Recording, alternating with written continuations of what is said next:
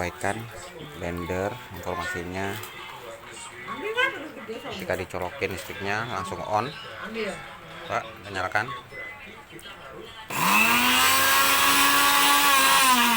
Oke, kita bongkar, kita cek.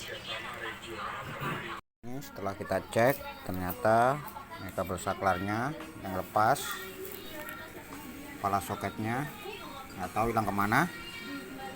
Oke, coba kita akalin perbaikannya.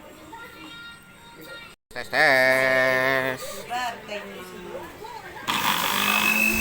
Oke, nyala. Coba matiin. Oke, mantap.